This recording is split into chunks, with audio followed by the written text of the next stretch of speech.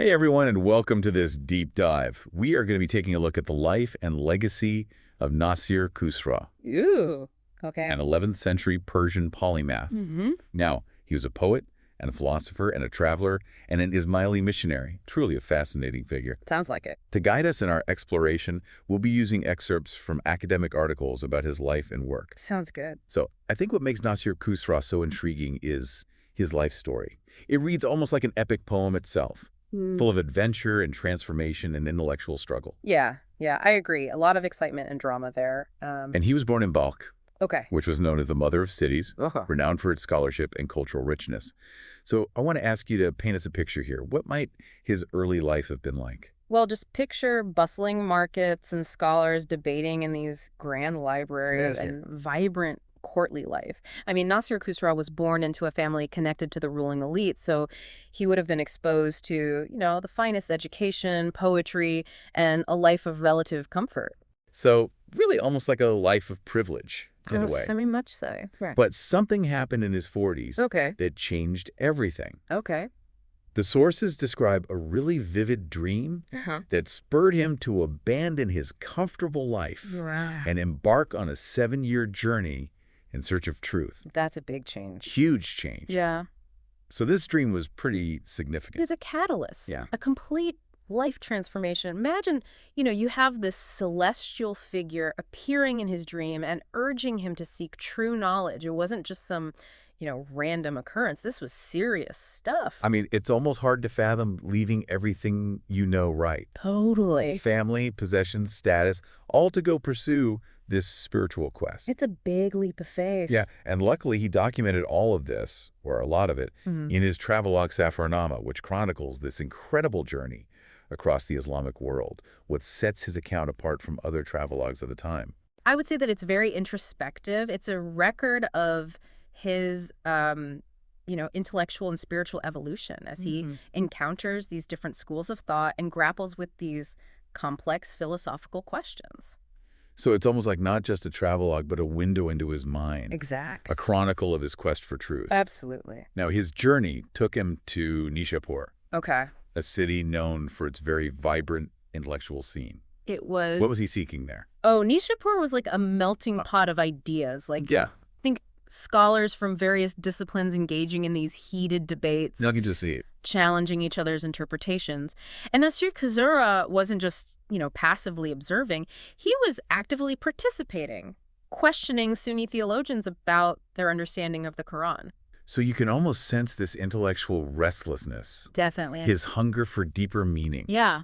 It sounds like he was already kind of pushing boundaries and seeking answers beyond just those accepted norms. He really was. And you know what?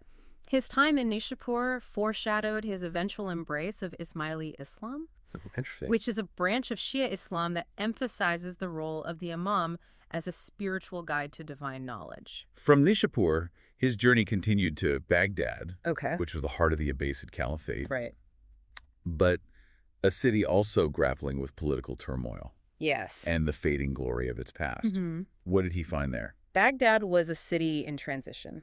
Okay. The Seljuk Turks were gaining power, and there were growing tensions between the Sunni rulers and the Ismailis. Oh, so there was this undercurrent of conflict brewing. Absolutely.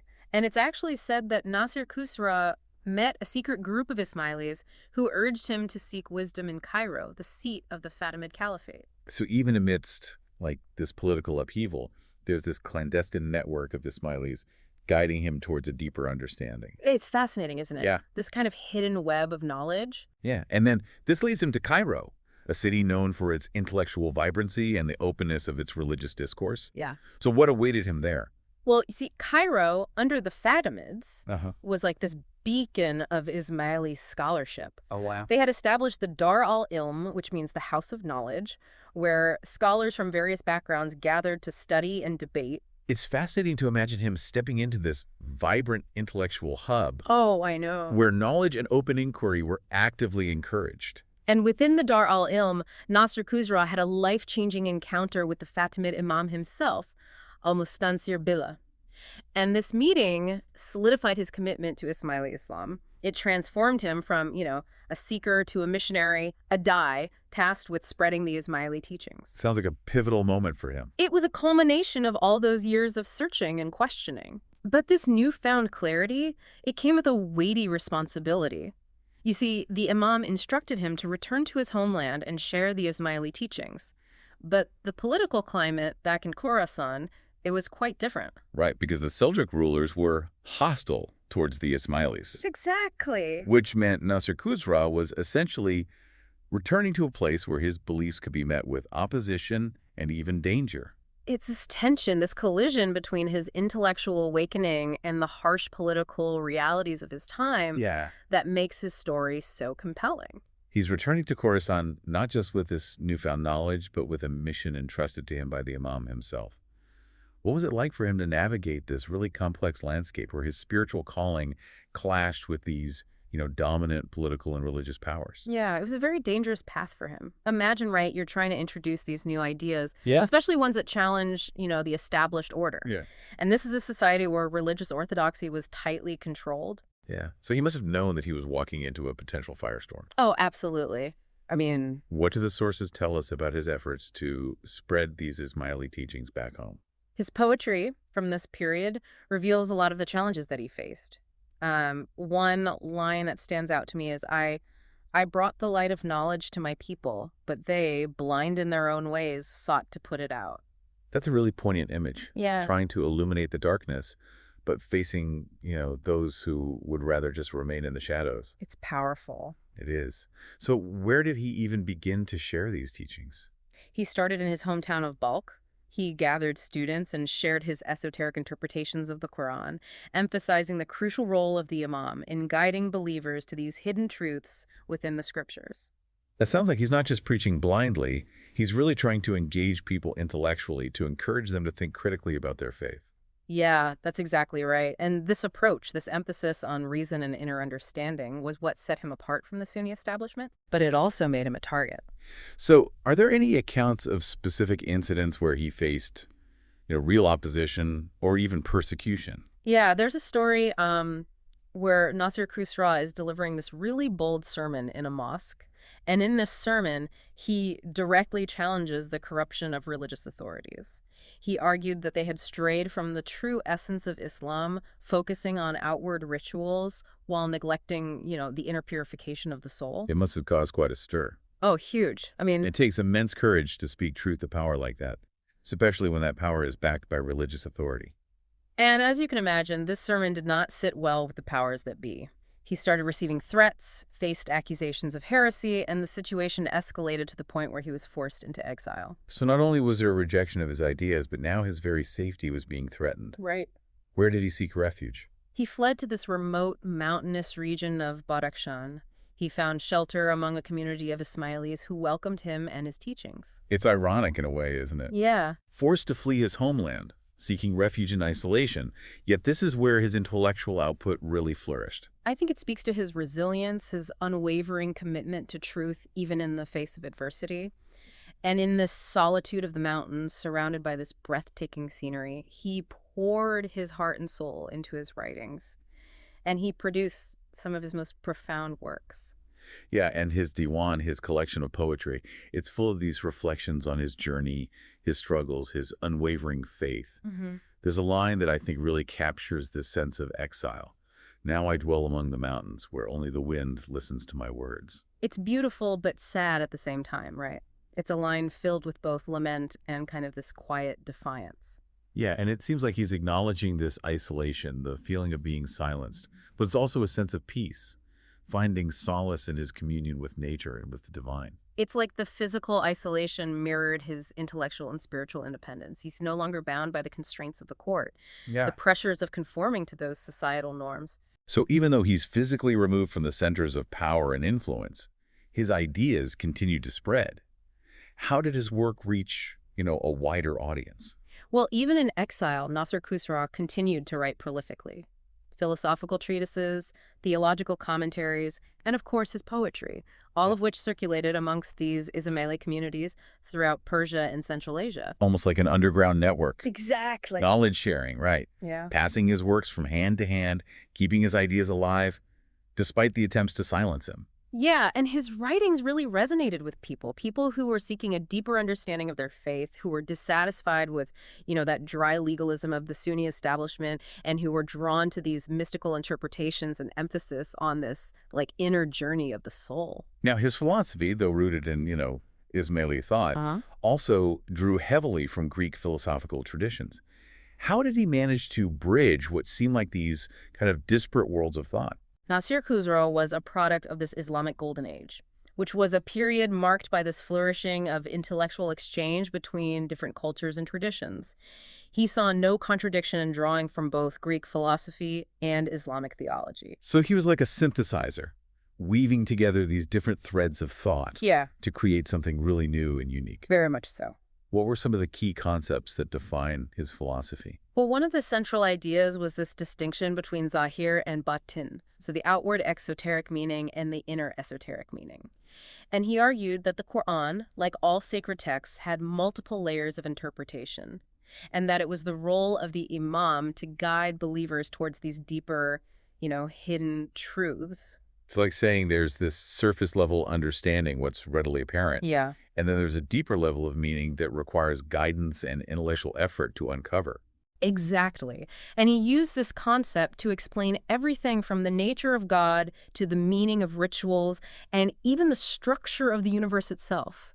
He saw this hidden order behind the apparent chaos, a deeper meaning embedded in the fabric of creation. This brings to mind that cup of water analogy Oh, yeah. that he used to explain the concept of zahir and batin.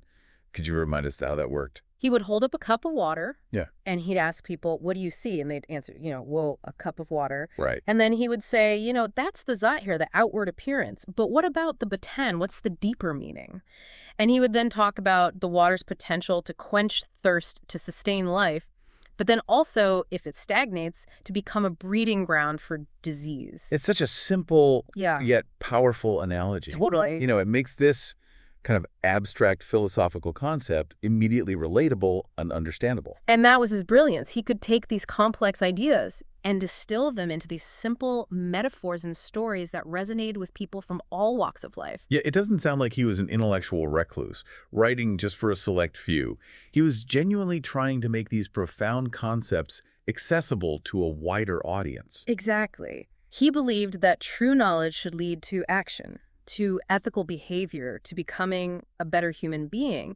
It wasn't just about intellectual pursuit for its own sake.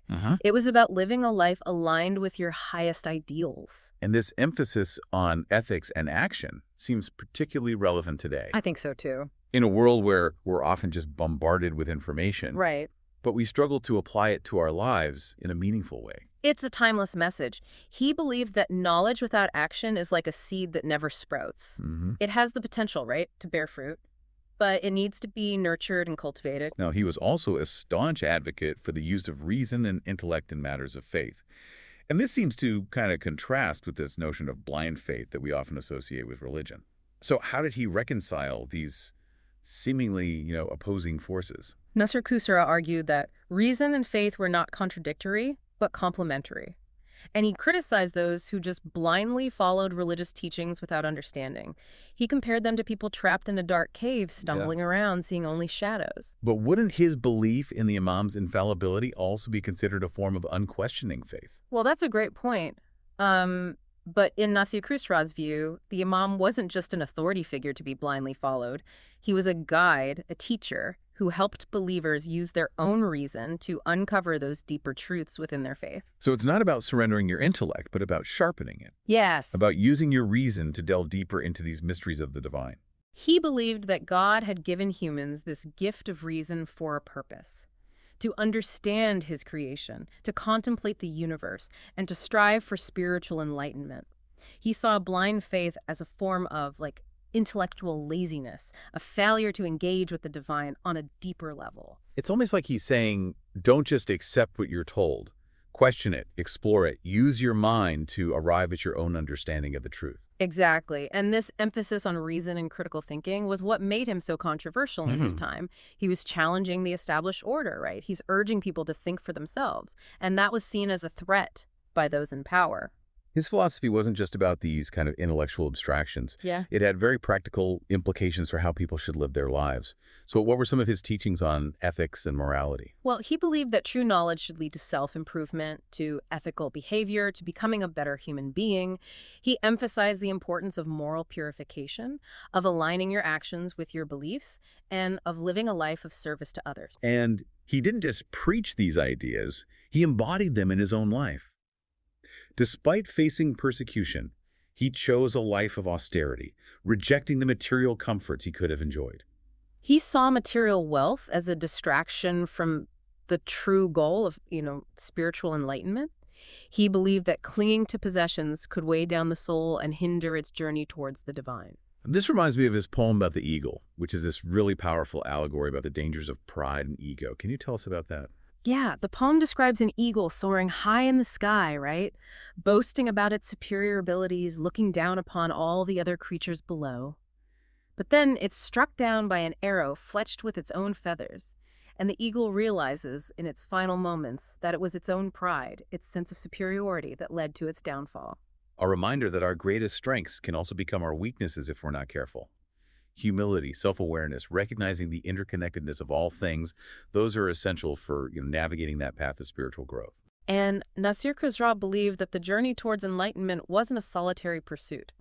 He emphasized the importance of community, of guiding others, and of using your knowledge to illuminate the path for those who are still in darkness. And this brings to mind another one of his quotes. He cannot be called wise who leads men to senselessness. Rather, one should seek out that which increases reason and wisdom. It's like a call to action. Absolutely. He's challenging us to use our knowledge, our insights, our understanding to make a positive impact on the world, to guide others towards greater understanding and enlightenment. So even though he lived, over 900 years ago, his words still resonate with us today. They urge us to seek deeper meaning, to challenge our assumptions, and to use our knowledge to create a better world. Yeah, it's incredible to think that someone who lived over 900 years ago can still speak to us so directly today. What aspects of his life or philosophy do you think make Nasir Khusraw so relevant to, a modern audience? I think what strikes me is his emphasis on this inner journey, this idea that true knowledge isn't just about accumulating facts, but about transforming yourself, about refining your character and aligning your actions with your beliefs. Like this idea of knowledge as a catalyst for personal growth. He wasn't just concerned with intellectual pursuits for their own sake. It was about knowledge as a means to an end, a way to elevate the soul and live a life of purpose. Yeah, and he recognized that this journey towards enlightenment is a continuous process, a constant striving for something more. It's not about reaching some final destination, but about the transformation that happens along the way. And, he wasn't afraid to challenge the status quo, to question authority and encourage others to think critically about their beliefs. That takes courage, especially in the context of his time. No, he was living in a world where religious dogma often trumped independent thought. But he dared to push boundaries, to introduce new interpretations, and to invite people to engage with their faith on a deeper, more intellectual level. And his writings weren't just confined to abstract philosophical concepts.